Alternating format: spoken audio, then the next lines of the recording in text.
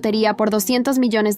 Luego fingió su propia muerte y se escapó con su novia del instituto. Me dejó ahogada en un mar de deudas con el que apenas podía lidiar. Los prestamistas me obligaron a trabajar en el Club Noches Neón. Durante 10 años completos, soporté abusos y contraje varias enfermedades. El médico me dijo que me quedaba, como mucho, un mes de vida. Mientras caminaba sin rumbo por una carretera desolada, un auto de lujo me atropelló, haciéndome volar. Del coche salieron mi marido, Dante Muñoz, quien supuestamente llevaba 10 años muerto, y su primer amor, Camila. ¿Por qué fingiste tu muerte? ¿Dante? Grité furiosa. Porque gané la lotería de 200 millones y no quería compartirlo contigo, respondió con frialdad. Dio marcha atrás con el coche y me pasó por encima sin piedad. Cuando abrí los ojos de nuevo, me encontré de vuelta en el día en que fingió su muerte. Hermana, la muerte no se puede deshacer. Acepta nuestras condolencias y sigue adelante, dijo el médico tratante, Mateo Jazz Rivera, tratando de consolarme. Mateo era buen amigo de mi esposo, Dante Muñoz. Toqué mi rostro. Era suave y delicado, mientras que en mi vida anterior, tras contraer tantas enfermedades, estaba cubierto de pústulas densas. Me di cuenta de que había renacido. El cadáver de Dante Muñoz yacía en la cama, cubierto de pies a cabeza con una sábana blanca. Lloré a gritos mientras corría para arrancar la tela. Maldito, ¿cuántas veces te dije que no bebieras? No bebieras, y nunca me escuchaste. Y ahora simplemente cierras los ojos y me dejas sola en este mundo. Tan sola. ¿Cómo voy a seguir viviendo? Lloraba con el corazón destrozado mientras le daba fuertes bofetadas. El rostro de Dante se enrojeció por mis golpes, pero su cuerpo seguía inmóvil, seguramente sedado o drogado. No podía moverse, pero su conciencia seguía presente. Al ver que su rostro se enrojecía, Mateo corrió para detenerme. Hermana, los muertos no se sonrojan. Por favor, cálmate. Sé que estás profundamente dolida, pero no sirve de nada desahogarte con el cuerpo de Dante, añadió, colocándose entre nosotros. Mateo y Dante estaban confabulados. Mateo fue clave en todo el plan para fingir la muerte, ya que era el médico encargado de declarar oficialmente la muerte y emitir el certificado de defunción. Mateo, eres un médico renombrado. No pudiste salvar a tu mejor amigo. ¿Cómo puedes vivir contigo mismo? Hice todo lo posible, hermana, contestó Mateo. Winston, duele, basta de golpearme. Duele, basta de... Cuando trajeron a Dante ya era demasiado tarde para salvarlo. Ignoré sus explicaciones. Solo quería descargar mi furia. En mi vida anterior, este maldito había ayudado a Dante a fingir su muerte, dejándome con deudas enormes y una vida peor que la muerte. Tú y él eran como hermanos juramentados. Prometieron no buscar nacer el mismo año, mes y día, sino morir juntos en la misma fecha. Ahora, muere y acompaña a mi esposo al más allá. Me transformé en una fiera, arañándolo con fuerza hasta dejar su rostro lleno de moretones. Hermana, solo era una broma, por favor. Mateo trataba de calmarme, pero no me detuve. Conteniendo las lágrimas, le di 2 bofetadas más. Bajo el testimonio del cielo, ustedes eran hermanos jurados, y lo llamas una broma. Mientras mi esposo te veía como un hermano, tú lo tratabas como a un bufón. Ahora en serio dudo que hicieras tu mayor esfuerzo para salvarlo. Mateo, avergonzado, bajó la mirada. Hermana, juro que hice todo lo posible para salvar a Dante, pero no soy Dios. Era imposible salvarlo. Caí al suelo, sollozando. Esposo mío, despierta. ¿Cómo pudiste abandonarme así? Hermana, por mucho que llores, Dante no volverá. Por favor, cuídate, dijo Mateo, ofreciéndome una botella de agua. Toma un poco para calmarte. Beber más agua no aliviará mi dolor. Sin dudar, rompí la botella en su cabeza. En mi vida anterior, tomé esa agua y luego me desmayé. Cuando desperté, mi suegra ya sostenía la urna con las cenizas de Dante. Esa agua debía estar contaminada. ¡Ay!, gritó Mateo, sujetándose la cabeza. Hermana, no te pases. ¿No me pase? Tú, el hermano de mi esposo, ni una lágrima has derramado, y vienes a decirme que yo me estoy pasando. Mateo dudó, con una expresión culpable. Yo estoy muy dolido, murmuró. Perdóname, Mateo. No debí estallar contigo, dije en voz baja, limpiándome las lágrimas. Lo entiendo, hermana. No te guardo rencor. Aunque Dante ya no esté, quiero que siga viviendo de otra forma. Mateo me miró confundido. ¿Qué quieres decir? Saqué mi teléfono y llamé a la oficina de donación de órganos del hospital. Sí, es mi esposo. Acaba de fallecer. Quiero donar sus órganos para quienes los necesiten. Sostuve el teléfono con firmeza mientras mi corazón latía con una mezcla peligrosa de calma y furia contenida. Había marcado la oficina de donación de órganos sin titubear. Sí, es mi esposo. Acaba de fallecer. Quiero donar sus órganos para quienes los necesiten, dije con voz gélida, sintiendo cómo cada palabra me fortalecía por dentro. La enfermera al otro lado del teléfono respondió con gratitud. Lo sentimos mucho por su pérdida, señora. Iniciaremos el proceso de inmediato. Colgué el teléfono lentamente, saboreando la decisión. La habitación parecía más ligera, como si una carga se hubiese disipado. Miré el cuerpo inerte de Dante, el hombre que me había condenado a un infierno vivo, y esbocé una sonrisa apenas perceptible. Él pensó que ganaría, pero hoy yo tenía la última palabra. Mateo irrumpió en la habitación con pasos rápidos. Sus ojos reflejaban pánico. Espera, ¿qué acabas de hacer? No puedes estar hablando en serio. Oh, Mateo, ¿y por qué no? Respondí mientras me acomodaba en la silla junto al cadáver. Es lo justo, ¿no? Él nunca fue de nadie más que de sí mismo. Ahora, al menos, alguna parte de él servirá para algo útil. Mateo se acercó, agitado, pasando la mano por su nuca. Estás loca. Dante no merece esto. Espera un momento, por favor. Sentí una oleada de satisfacción satisfacción al ver su rostro desencajado. Era irónico que él, el hombre que había colaborado en la farsa de la muerte de Dante, ahora rogara por compasión. Pero ya no quedaba nada en mí que pudiera ofrecerles piedad. Camila irrumpió detrás de Mateo, su rostro pálido y su voz temblorosa. «No puedes hacer esto, Dante. Él no querría. Es el hombre que amas». Solté una risa seca y amarga, como quien escucha un mal chiste. «Camila, querida, ¿de verdad tienes el descaro de hablarme de amor? ¿El amor es fingir tu muerte para robar a tu esposa y dejarla ahogada en deudas? Si eso es amor, entonces me alegra haberlo perdido». Camila avanzó hacia mí con lágrimas en los ojos, su máscara de amante inocente desmoronándose. «Por favor, podemos resolverlo. No tienes que hacer esto. Podemos dividir el dinero». Mateo, desesperado, intentó tomarme del brazo, pero lo aparté con un movimiento brusco. «¿Dinero?», repetí con una sonrisa amarga. «Oh, no, esto no es por dinero. Esto es justicia. Algo que ni tú ni Dante entenderían jamás». Mateo tambaleó hacia atrás, pasándose las manos por el rostro como si tratara de borrar la situación que se desarrollaba frente a él. «Si haces esto, no habrá vuelta atrás». «Exactamente», dije con calma, mirando fijamente los rostros descompuestos de ambos. «No habrá vuelta atrás para nadie». El proceso avanzó rápido. Con la autorización ya en marcha, el equipo del hospital preparó todo para la extracción de los órganos. Observé desde una esquina, viendo cómo el cuerpo de Dante era llevado a la sala de cirugía. El hombre que había creído poder enterrarme estaba a punto de ser desmantelado, pieza por pieza. Mateo, aún en shock, intentó hacer una última llamada para detener el procedimiento. «Escucha, hay cosas que podemos arreglar. No tienes que hacer esto. Podemos hablarlo». Me acerqué a él lentamente, sintiendo la euforia subir por mi cuerpo. «Mateo, tú ya estás tan hundido como Dante. Ahora te toca aprender lo que se siente no tener escapatoria». Camila se desplomó en el suelo, sollozando. «Por favor, no lo hagas». «¿Sabes lo irónico, Camila?», le susurré al oído. «Dante vivió su vida sin dar nada a nadie, pero al final, su cuerpo servirá para salvar a otros. ¿Y tú? ¿Qué vas a hacer ahora?». Camila se arrastraba por el suelo, el rostro empapado en lágrimas, mientras Mateo miraba a su alrededor, perdido, como un hombre que finalmente comprende que todas las salidas están bloqueadas. En el fondo, yo sabía que no solo era el destino de Dante lo que se desmoronaba, sino el de todos ellos. Habían tejido una red de mentiras y ambición, y ahora quedaban atrapados en ella. El sonido de la camilla, al ser empujada hacia la sala de operaciones, resonó en mis oídos como una melodía dulce y liberadora. Mateo me miró desesperado. Sus manos temblaban mientras intentaba mantener la compostura. «Por favor, no lo hagas. No somos tan diferentes, tú y yo. Ambos solo queríamos sobrevivir». Me incliné hacia él, con una calma letal. «Tú sobreviviste traicionando. Yo lo haré destruyéndolos a todos». Los pasos de los médicos resonaron al alejarse con el cuerpo inerte de Dante. Camila dejó escapar un gemido desgarrador, como si todo su mundo se estuviera desmoronando, y no pude evitar sentir una satisfacción fría y profunda. «Esto no puede estar pasando», balbuceó Camila, abrazando sus rodillas mientras su cuerpo temblaba. Mateo me miró por última vez, intentando encontrar algún rastro de la mujer que yo solía ser. Pero esa mujer había muerto el día en que Dante decidió enterrarme bajo sus mentiras. Ahora solo quedaba esta versión renovada de mí, una que no pedía perdón y no dejaba cabos sueltos. «Mateo, ¿sabes lo que más me fascina?», dije, mirándolo directo a los ojos. «Que mientras yo sufría y tú colaborabas en esta farsa, jamás se les ocurrió que algún día la que tendría el control sería yo». Mateo tragó saliva y dio un paso hacia atrás, como si mi presencia le resultara insoportable. Era una sensación deliciosa ver cómo el miedo se apoderaba de ellos, reduciéndolos a lo que realmente eran, cobardes sin salida. El procedimiento continuó sin interrupciones. A medida que los minutos pasaban, recibí las primeras notificaciones del hospital. Los órganos de Dante habían sido extraídos y enviados a los pacientes que los necesitaban. Irónicamente, alguien más viviría gracias a él, el mismo hombre que jamás se preocupó por nadie más que por sí mismo. Un doctor se acercó a mí con respeto y solemnidad. «Queríamos agradecerle, señora. Su esposo ha salvado muchas vidas hoy». Sonreí sin emoción y asentí. No fue un sacrificio, fue justicia. Cuando Camila recibió la noticia de que Dante ya no existía más que en las partes dispersas de otros cuerpos, su rostro se descompuso en un gesto de horror absoluto. Mateo permanecía inmóvil, comprendiendo que no había forma de revertir lo hecho. Intentó hablar, pero sus palabras murieron en su garganta. «¿Y ahora qué?», susurró Camila, incapaz de mirarme. «Ahora», respondí con tranquilidad, «tú y Mateo vivirán exactamente lo que me hicieron vivir a mí, perderlo todo». Me giré y los dejé allí, atrapados en su propio infierno, solos con la verdad que intentaron sepultar. Pero no había piedad en mí, solo una calma serena. Sabía que la peor parte aún estaba por venir para ellos, cuando el mundo entero descubriera lo que habían hecho. Dejé a Mateo y Camila atrás, incapaces de procesar la magnitud de lo que acababa de ocurrir. El cuerpo de Dante ya no le pertenecía, ni a él ni a Camila. Cada órgano que había llevado consigo en su vida egoísta, ahora formaba parte de personas desconocidas, que jamás sabrían su historia, pero que vivirían gracias a ese último acto. Un acto que él jamás hubiera permitido si tuviera elección. Salí del hospital respirando profundamente el aire frío de la noche. Me sentí ligera por primera vez en años, como si todas las deudas, las traiciones y los abusos se hubieran desvanecido de golpe. La mujer que entró allí ya no existía. En su lugar, lugar, emergía alguien nueva, una versión de mí que había recuperado el control sobre su destino. Al día siguiente, la noticia se propagó como pólvora. Dante Muñoz, el hombre que todos creían muerto, había reaparecido de la forma más inesperada. Sus órganos estaban salvando vidas por todo el país. La prensa, sedienta de escándalos, no tardó en investigar la verdad detrás de su falsa muerte. Y, como era de esperarse, la farsa de Dante y sus cómplices salió a la luz. Mateo y Camila intentaron desaparecer, pero no había dónde esconderse. Sus nombres aparecían en cada titular y en cada noticiero. Camila, quien se había sentido tan segura en su nueva vida con Dante, quedó sola y sin nada, sin reputación, sin dinero y sin aliados. Mateo, por su parte, perdió su licencia médica y fue arrastrado a una investigación judicial por fraude y falsificación. Sentí una satisfacción profunda viendo su caída, no porque disfrutara del sufrimiento ajeno, sino porque ellos estaban experimentando el mismo dolor que me hicieron vivir durante años. Camila fue expulsada del lujoso apartamento que había compartido con Dante, obligada a vagar sin un centavo. Mateo, consumido por la culpa y la desesperación, desapareció por completo de la vida pública. Observaba todo desde lejos, serena, como espectadora de una tragedia que había dirigido con precisión. Quienes una vez me pisotearon ahora se arrastraban, intentando sobrevivir. Semanas después, recibí un pequeño paquete sin remitente. Dentro había una urna con las cenizas de Dante. Sostuve la urna entre mis manos, sintiendo el peso simbólico de ese hombre que me había condenado a una vida de sufrimiento y desdicha. Ahora no era más que polvo, reducido a la nada, y las pocas partes útiles de su cuerpo habían servido para salvar vidas. ¡Qué ironía! Viniendo de alguien que jamás hubiera hecho algo altruista por voluntad propia. Sabía que aún faltaba un toque final para cerrar este ciclo con la perfección que merecía. Envié las cenizas a Camila, acompañadas por una nota simple. Disfruta lo que queda de él, es todo tuyo ahora. Camila intentó escapar del caos en el que se había convertido su vida, pero no logró evitar lo inevitable. Con su reputación arruinada y sin aliados, terminó en la miseria. Desesperada y sin opciones, acabó trabajando en el mismo burdel, Noches Neón, donde yo había soportado años de abuso y humillación. Cada noche veía en sus ojos la misma desesperación que un día había sentido en mi propia piel, y eso me daba una satisfacción oscura. Camila había caído al mismo abismo donde yo estuve, y ahora ella también entendía lo que era ser usada, traicionada y olvidada. Mateo tampoco escapó de su destino. Perdió su licencia médica y se convirtió en el blanco de demandas por negligencia y fraude. Intentó evitar el escándalo, pero su carrera se desmoronó. Incapaz de sobrellevar la culpa, terminó en una clínica psiquiátrica, donde pasaba los días murmurando sobre el desastre que había provocado. Solo, olvidado y consumido por el miedo, estaba atrapado en el mismo aislamiento que yo había experimentado en mi peor momento. Mateo aprendió que, como Dante, nadie es inmune al peso de sus decisiones. Dante, Mateo y Camila. 3 nombres que habían sido sinónimo de mi infierno personal, y ahora, cada uno vivía atrapado en el suyo. No sentía lástima por ninguno. Cada uno había recibido lo que merecía. Esa tarde, conduje por la misma carretera donde Dante había pasado por encima de mí en mi otra vida. Pero esta vez todo era distinto. Mi coche, un deportivo de lujo con el que había soñado muchas veces, se deslizaba suavemente por el asfalto. El aroma a cuero fino impregnaba el aire, y los detalles dorados del tablero brillaban como trofeos silenciosos de mi victoria. Observé mi reflejo en el retrovisor y me encontré con una versión de mí misma que casi no reconocía, serena, poderosa y completamente libre. Había ganado. La fortuna que Dante había obtenido en la lotería, con la que pensaba escapar, ahora era completamente mía. Cada centavo, cada propiedad, todo lo que había comprado con esos millones, ahora formaba parte de mi vida. La ironía era exquisita. Dante creyó que podría escapar con esa fortuna, pero al final, esos mismos millones se convirtieron en mi llave hacia una nueva vida. Compré las casas más exclusivas, viajé a lugares que nunca imaginé y aseguré que jamás volvería a depender de nadie. Cada transacción era un recordatorio de que no solo había sobrevivido, sino que había prosperado más allá de cualquier expectativa. Mientras avanzaba por la carretera, levanté la cabeza y sonreí. El ciclo estaba completo. Había recuperado lo que me quitaron, hice justicia con mis propias manos y ahora tenía el control absoluto. No había más deudas, traiciones ni humillaciones. Pensaron que me habían enterrado, susurré para mí misma, pero olvidaron que yo era una semilla. La brisa suave acarició mi rostro mientras el sol se hundía en el horizonte. Al fin, la vida era mía, y así mi